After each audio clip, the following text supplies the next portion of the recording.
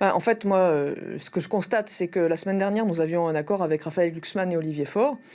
D'ailleurs, notre logo des radicaux de gauche est apparu sur le site de la liste Envie d'Europe. Moi, je suis entré en campagne. J'étais à Montpellier jeudi dernier, dans le Gard vendredi.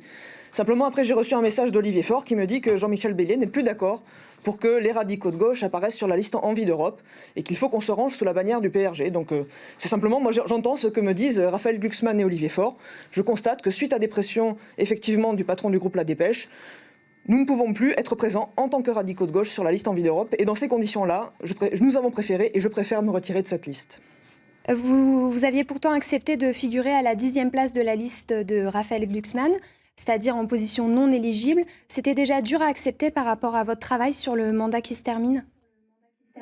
Oui, moi je considérais que la 10e place, ça n'était pas une reconnaissance du travail effectué, mais j'ai préféré faire prévaloir une certaine idée de l'union de la gauche et mettre de côté mes considérations personnelles pour que nous puissions contribuer à cette liste dans la perspective, effectivement, de porter des idées de gauche. Simplement, quand je constate que Raphaël Glucksmann, qui affiche en premier objectif défendre les citoyens contre les lobbies à Bruxelles, à la première pression locale, change la composition de sa liste, moi je considère que cette liste, elle n'est plus en mesure de remplir ses engagements et je pense que les électeurs potentiels doivent savoir quelle est la fiabilité réelle des engagements qui leur sont présentés. Après avoir quitté cette liste, quel est votre état d'esprit ? Est-ce que cela veut dire que vous pourriez éventuellement investir les municipales de Montpellier ?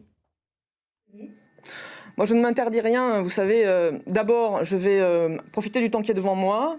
Je vais aussi suivre effectivement ces élections européennes. Je suis soulagée quand même de ne pas me retrouver embarquée dans une liste qui ne correspond pas à mes valeurs. Et je suis très contente de pouvoir justement démontrer par l'exemple quelles sont ces valeurs. Ensuite, effectivement, il y a des échéances politiques. J'ai toujours dit, et nous avons toujours dit que les radicaux de gauche de l'Hérault joueraient un rôle dans les municipales, y compris à Montpellier. Effectivement, comme je me retrouve plus libre, je vais regarder ça de plus près, effectivement, oui.